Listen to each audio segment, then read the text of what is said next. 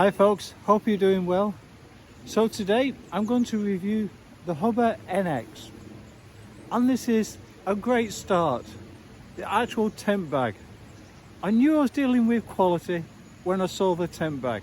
So the first thing is, I'm not likely to lose this bag. It's red. And the other thing is, it's not a torpedo bag. So you're not having to stuff the tent in. And it's easy to take out. So it has its own compression straps, which is great. And then with this, it's just, there's so much room.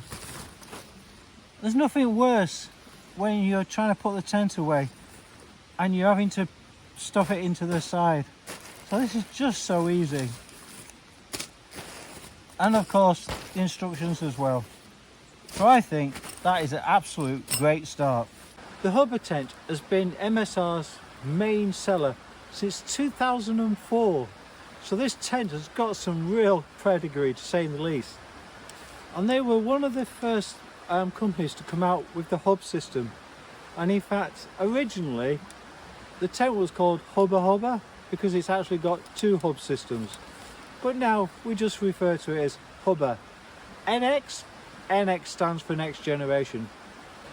I'll assemble the poles and we can have a closer look because it is an actual self-standing tent.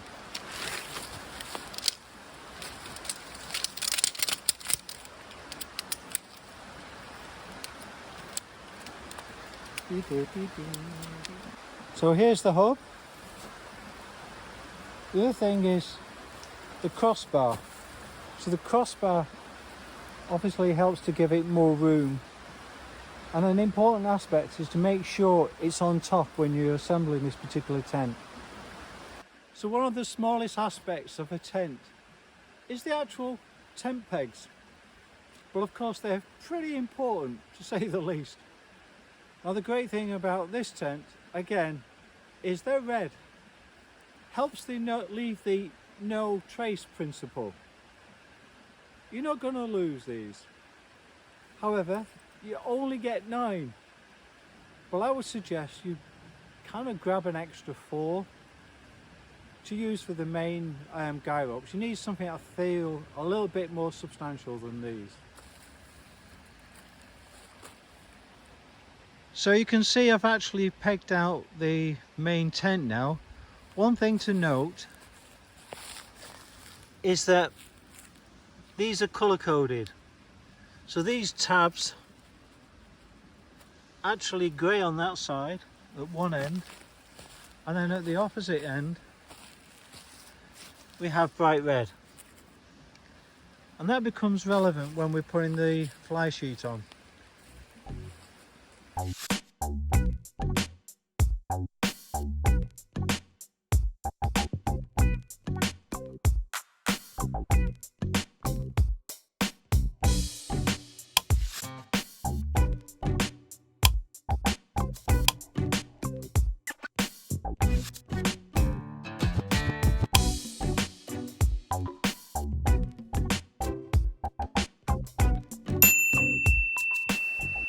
So I mentioned this tent was freestanding, and so that generally means that you don't actually need it to be pegged out.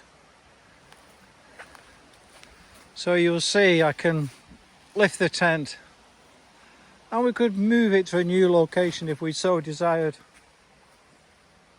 The great thing about freestanding tents is they tend to be sturdier in the wind and the weather. The other thing about freestanding tents is they generally have this A-frame here, whereas a semi-freestanding tent will generally just have one pole here, just going down here rather than the A-frame. And of course it actually saves weight. This tent is actually 1.29 kilos. And if it was maybe a semi-freestanding tent, then it would possibly be lighter, but not as sturdy. Just looking inside, I've actually put my sleeping mat, just to give you an idea of the room. let's go inside and see how we get on with headroom. To make this more like real life, I'm actually sat on my sleeping bag and sleeping mat, and you can see there's a couple of inches there easily. I'm 5'10", so that should give you some idea. So the height of the tent is actually 36 inches from ceiling to floor, and the length is 85 and the width is 30. You can see there's kind of bags of elbow room, shoulder room. So yeah, I feel it's quite a substantial tent. I'll have a lie down, I think, and we'll just see what the impact is of my boots. So I don't normally go to bed with my boots on, but it does give you an idea. And the boots are actually resting on my sleeping mat. So it's a kind of fine line, I would say. And when I have slept in it, I've been okay. It hasn't actually touched the tent itself.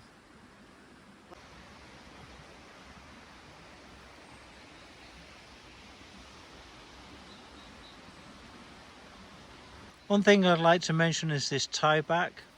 It's actually very easy. Some I've found they're actually quite tight, but this one's very easy to do. So here we go with the zip test. Easy to pull with one hand.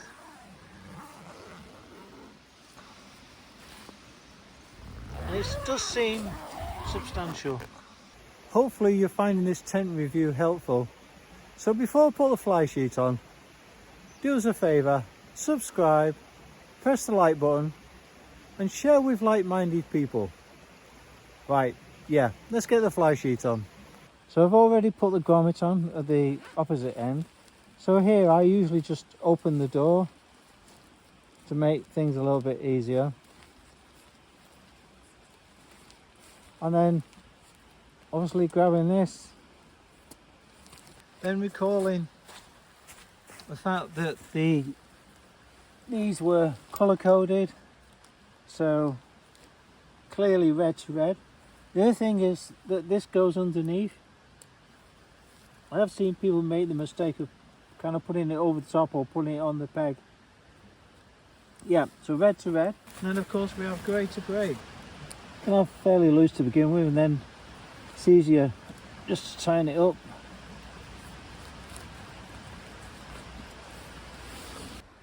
Maybe you could help me here, guys.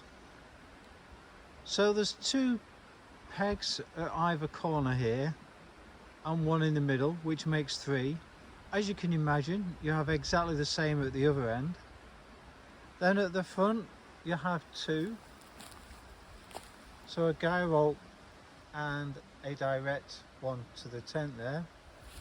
And on the other side you have two as well, so one directly down and a guy rope. That actually makes 10, but for some reason you only get 9 pegs. So for ventilation we have this system here. So attached to Velcro to the tent, and then we just pull out and attach those two. Yeah, you can see how it's kind of connected Velcro there, and then we've attached and it comes out. So we have said ventilation then. So one great thing about this tent is the rain gutter. As you can see, the water is running down there. So it helps to keep the door and the vestibule dry.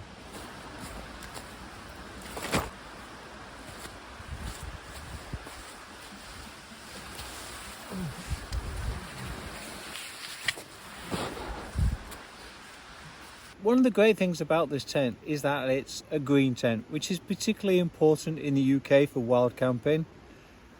So I'm pleased with the balance they've got in terms of how much light they've got in here, and they've maintained the fact it is a green tent.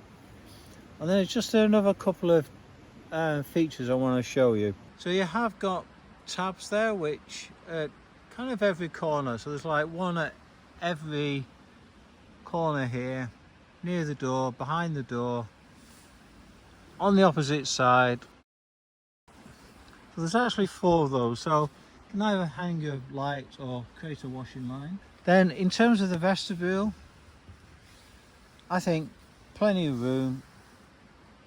There's my rucksack, space for cooking as well.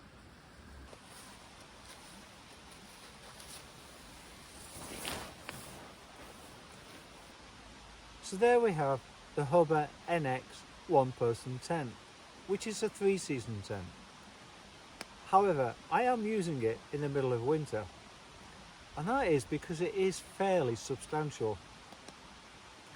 So if you're looking for a one-person tent that you want to rub shoulders near to the 4th season, then this might be the one to choose.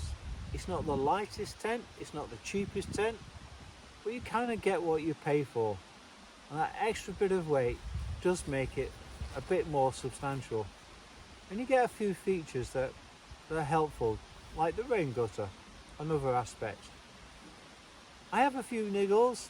I think I want another pocket, and I don't believe that would add much weight, and I'm a bit curious about the pegs, but they're minor. Given what you get, it's a really good tent. One to consider. I hope the review's been helpful. Any questions, drop me a line. And of course, if you've had experience of using the tent for some time, then maybe add something to the comments so other people can share your experience. Right, hope to see you on the trails. Bye for now, folks.